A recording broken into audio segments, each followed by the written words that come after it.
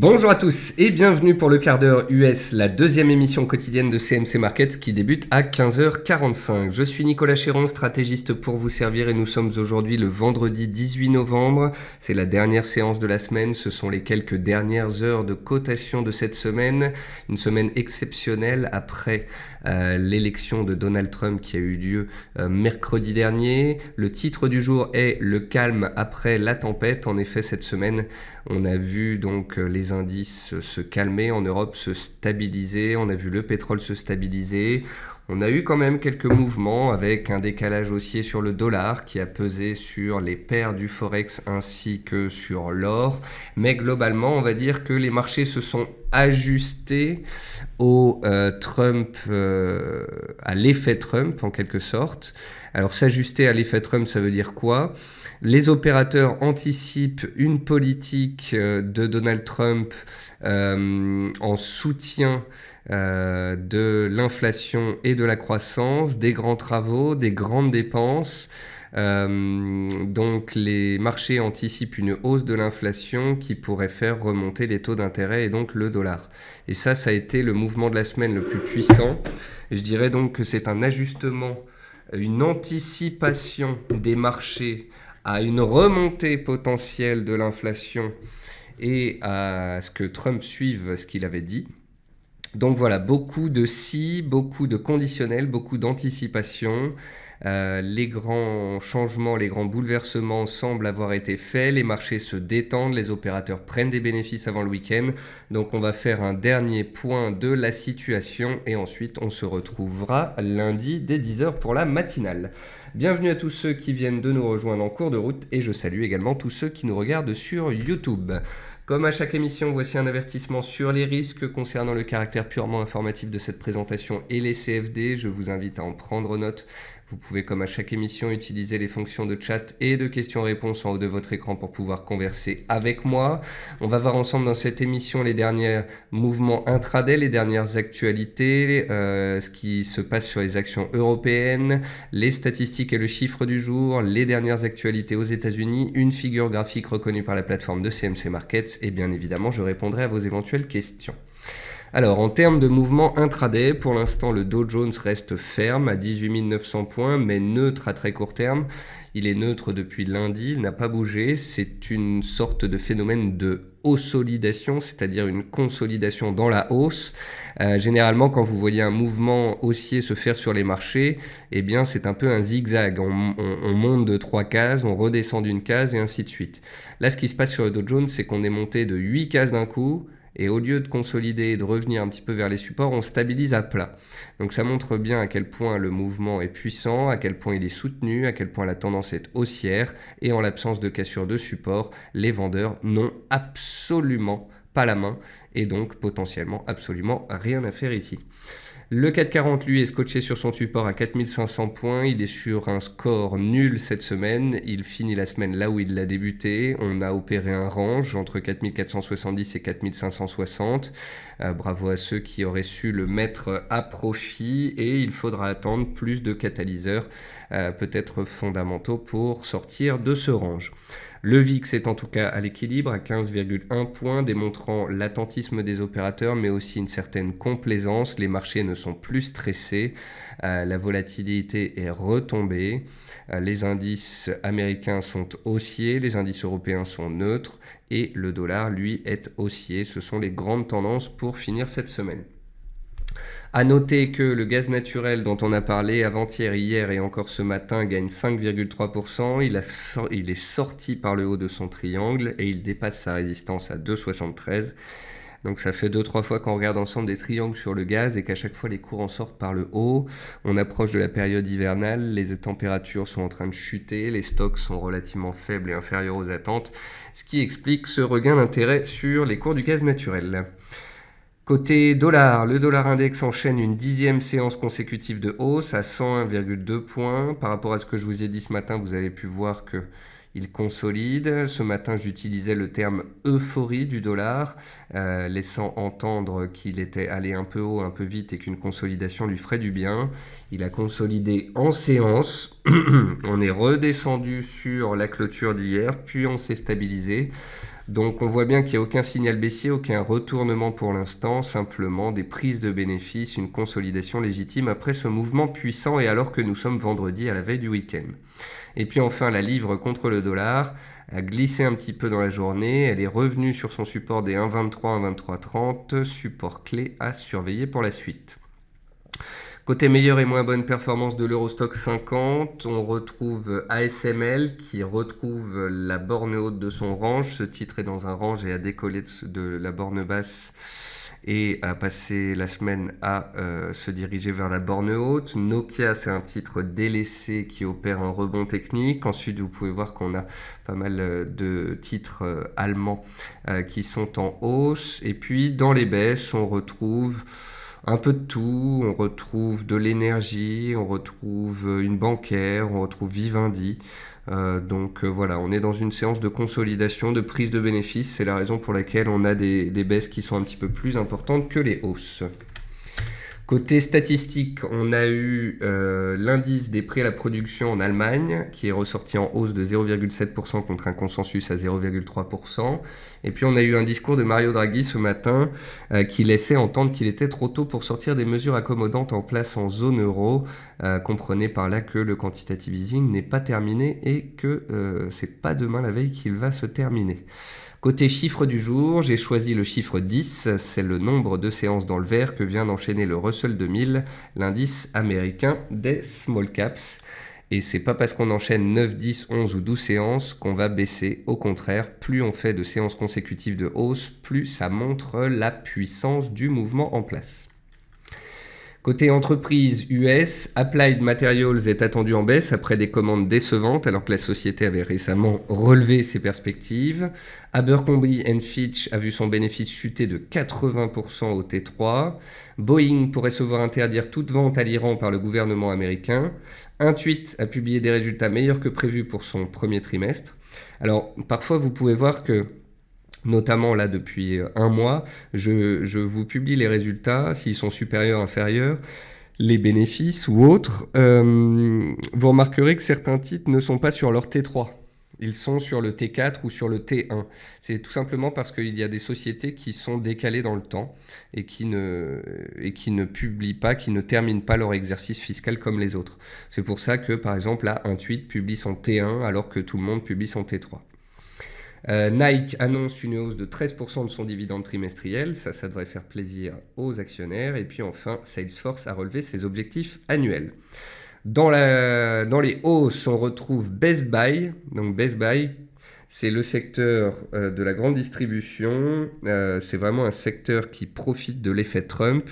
Trump est susceptible de faire baisser les impôts, de donner du pouvoir d'achat aux particuliers qui iront le dépenser dans les magasins. Et puis à la baisse, on retrouve Cisco sous pression et puis First Solar qui avait revu à la baisse ses objectifs. Et puis pour finir cette première partie, une figure graphique reconnue par la plateforme de CMC Markets, c'est un triangle sur le gaz naturel. On a vu ce matin qu'on était posé sur la borne basse, qu'on était en train de mettre en place une potentielle épaule-tête-épaule inversée qui serait validée en cas de cassure de cette zone de résistance. On est donc en train d'essayer de valider une épaule-tête-épaule inversée qui engendrerait peut-être plus de hausse. En tous les cas, si on prend la hauteur entre la ligne de cou et la tête, ça donne un objectif au moins d'une dizaine de pourcents. On va passer sur la plateforme de CMC Markets. Cet indice que vous voyez ici, c'est le Russell 2000, donc c'est l'indice des small caps aux États-Unis. Ce n'est pas parce qu'il monte depuis 10 séances qu'il va baisser, au contraire. Le mouvement haussier puissant, en fait, c'est une sorte de rattrapage. Ensuite, on se stabilise tout en grimpant et il est tout à fait possible qu'on continue de monter de la sorte. Il n'y a aucun signal baissier majeur pour l'instant. Le Russell avait bien consolidé entre l'été 2015 et le début d'année 2016. Depuis le début de l'année 2016, vous voyez que le Brexit, c'est un épisode qui a été rapidement effacé. Et l'élection de Trump, c'est pareil, c'est une petite mèche basse avant une reprise de la tendance haussière de fond. Donc, très beau rattrapage des small caps aux États-Unis. Concernant le Dow Jones, donc je vous le disais, on est neutre à court terme, mais sinon on est dans une tendance haussière mensuelle, hebdomadaire et journalière. Tant qu'on est au-dessus des plus hauts de la semaine, les 18 800, les acheteurs ont la main et plus de hausse pourrait intervenir. Si et seulement si on casse un support, là, la donne changerait. Concernant le S&P 500, il est indéniablement attiré par ses plus hauts historiques. Les plus hauts historiques sont les plus hauts du mois d'août à 2194 points. On n'est plus qu'à un demi% et on a vraiment l'impression que les opérateurs ont envie d'aller chercher ce fameux record historique sur le S&P 500, ce qui ne serait absolument pas étonnant et ce dans le sens de la tendance. Et puis après, on a les indices européens. Alors on a le DAX qui est plutôt stable dans une tendance haussière de moyen terme et une tendance haussière journalière, mais neutre depuis 5-6 jours. Il faudra attendre donc un décalage en dehors de ce range pour donner le tempo par la suite. A priori, les probabilités sont haussières, mais n'allons pas trop vite en besogne. Et concernant le CAC 40, c'est toujours aussi neutre, aussi soporifique, c'est le mot. Et on est coincé ici dans un range entre 4470 et 4560 en l'absence de catalyseur. Et puis vous pouvez voir aussi que le Bund remonte. Ça veut dire que les taux se détendent et ça, c'est aussi un bon point pour l'appétit pour le risque. Ensuite, on peut jeter un œil sur les décalages sur les actions américaines. Et puis comme d'habitude, on passera ensuite aux matières premières et aux indices. Donc First Solar est toujours sous pression. On a vu ce titre hier, on a vu qu'à moyen terme, on était en train d'approcher de gros niveaux, au niveau des 25 $. Donc on surveillera ça si le titre baisse encore un petit peu. US Steel, elle a été beaucoup montée ces dernières séances et elle consolide, c'est légitime. Mattel est dans un range. Groupon toujours sous pression après des résultats décevants fin octobre. Netflix, on stabilise à plat, rien à voir. Dollar Tree et Dollar General consolident leur hausse récente, il n'y a rien de spécial là-dedans.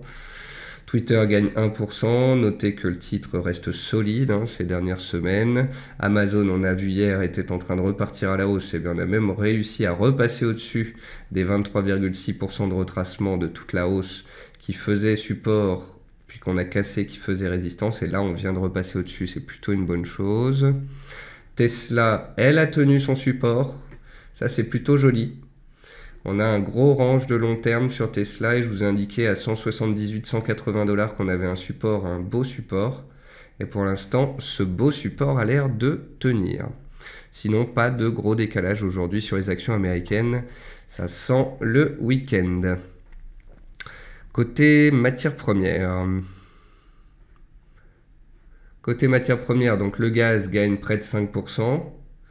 Donc il est en tendance haussière de moyen terme, baissière en journalier, haussière sur les 5 dernières séances, donc c'est un petit peu complexe comme situation. Ce qu'il faut noter, c'est qu'ici on a une épaule tête-épaule inversée potentielle, que les cours sont soutenus, qu'on est en train d'essayer de passer. Je ne sais pas si on va réussir à passer en cours de clôture. En tous les cas, on peut considérer que tant qu'on est au-dessus des 2,70, les plus hauts des dernières séances en cours de clôture, les acheteurs ont la main et on voit bien une tentative de relancer un momentum haussier. Ensuite, on peut noter, point positif, que malgré la force du dollar, eh bien, le pétrole toujours essaye de tenir bien comme il faut. On a réussi à prendre appui sur le bas du range de moyen terme sur le pétrole début de semaine. On s'est rapidement apprécié. Depuis 2-3 jours, on digère la hausse récente. Vous pouvez voir en tous les cas que pour l'instant, les acheteurs gardent la main avec ce chandelier haussier ce jour. Et ça, c'est plutôt positif pour la suite. Ensuite, le sucre, il est en train de se stabiliser non loin de l'objectif théorique qu'on avait défini ensemble. Le riz, il se stabilise également, toujours au-dessus de son support de moyen terme. Vous avez une analyse à lire sur le riz dans la rubrique Actualité Analyse du site de CMC Markets. Quoi d'autre? L'or est toujours délaissé, petit rebond technique aujourd'hui parce qu'il y a des prises de bénéfices sur le dollar. De là à parler d'un point bas, bon, on n'y est pas. On fait une petite réaction à proximité d'un support moyen terme. Pour l'instant, ça reste, on s'en tient à cela. Et puis le palladium qui consolide sous une résistance de moyen terme que je vous ai montré ce matin et qui correspond à un niveau qu'on a travaillé vraiment à de nombreuses reprises depuis 2 ans dans la zone des 730-735 $. Et puis enfin les devises On porte notre attention bien évidemment sur le dollar américain. Le dollar américain qui a enchaîné 10 séances consécutives de hausse, il est sur la 10e, il a ouvert ce matin, il est allé un peu vite, un peu haut. J'ai expliqué qu'une consolidation pourrait intervenir étant donné le niveau suracheté des indicateurs. On a reperdu une cinquantaine de points en séance, on est revenu sur les plus bas du jour, mais les acheteurs gardent la main car la tendance en place sur le dollar est une tendance fondamentale et technique extrêmement puissante. Et de la même façon où je vous ai dit tout à l'heure sur le Russell 2000 que lorsqu'on voit 10 séances consécutives de hausse, ça ne veut pas dire que ça va baisser, mais ça veut dire que le momentum haussier est fort, eh bien vous pouvez comprendre que sur le dollar, ce momentum haussier est extrêmement puissant également. Que cela vous plaise ou non. Que ce soit fondamental ou non, que ce soit spéculatif ou non. Là n'est pas la question. Il y a une tendance haussière, point à la ligne. Le dollar est haussier, donc l'euro continue de chuter, tout comme l'AUD qui continue de chuter, sous pression. L'AUD, on était dans une tendance haussière moyen terme, on a cassé l'oblique, on a accéléré, on a cassé le range. Donc là, les vendeurs ont clairement la main jusqu'à nouvel ordre. Et puis concernant la paire USD-Yen, vous pouvez voir qu'on a approché les 111 yens ce matin et qu'on consolide depuis. Mais consolider dans la hausse ne veut pas forcément dire baisser. Donc voilà, nous avons une semaine qui s'est passée sur les indices qui était relativement calme après les actions puissantes qu'on avait eues la semaine passée. Donc c'était une semaine de digestion sur les indices européens et américains. La tendance reste haussière à moyen terme sur tous ces indices. La tendance reste clairement haussière en journalier sur les indices américains. Sur l'Europe, c'est beaucoup plus neutre. Concernant les actions, vous pouvez faire du stock picking en Europe ou aux États-Unis. Il y a des secteurs, il y a des rotations sectorielles assez fortes. Un jour, c'est financière, l'autre jour, c'est les pétrolières, l'autre jour, c'est électronique. Donc, il y a quand même des thématiques intéressantes à jouer. Côté matières premières, je surveille le riz à proximité de son support. Je continue de suivre le pétrole qui développe son rebond haussier. Et puis le gaz devra casser sa résistance en cours de clôture pour valider plus de hausse. Et enfin, le dollar est haussier et ce jusque nouvel ordre. Ne me demandez pas jusque où il peut aller. Ne me demandez pas s'il peut faire 10, 11, 12 ou 13 séances consécutives de hausse. Je n'en sais rien. Ce que je sais, c'est que la tendance est haussière à moyen terme, haussière à court terme, qu'il y a et de la spéculation et des fondamentaux qui s'arrangent, qui plaident pour ce mouvement. Et ce que je sais aussi, c'est qu'en l'absence de signal vendeur, les vendeurs n'ont rien à y faire. Voilà. Donc j'attendrai une figure de retournement ou un chandelier de retournement significatif avant de vous parler de la mise en place d'une correction possible sur les cours du dollar. En attendant, je vous parle par moment un peu d'euphorie, de niveau technique ou de surachat à court terme, ce qui engendre des petits replis du dollar, mais on n'est pas du tout dans un scénario de potentielle correction pour le moment. Bien évidemment, comme vous, je m'attends à ce qu'à un moment, il y ait une consolidation des indices américains et du dollar. Mais en l'absence de signal, eh bien, pas de signal, pas de stratégie. Voilà, sur ce, messieurs, dames, je vous remercie à tous d'avoir été présents pour cette dernière émission de la semaine. C'était un petit point court, il n'y a pas grand-chose à dire. Les marchés sont en train de gentiment s'endormir et les opérateurs de partir en week-end. Je vous remercie à tous, en tous les cas, d'être présents tous les jours pour mes émissions. Merci pour vos questions, merci pour vos remerciements. Je vous souhaite à tous un très très bon week-end et je vous retrouve lundi avec grand plaisir pour la matinale à 10h tapante. Au revoir à tous.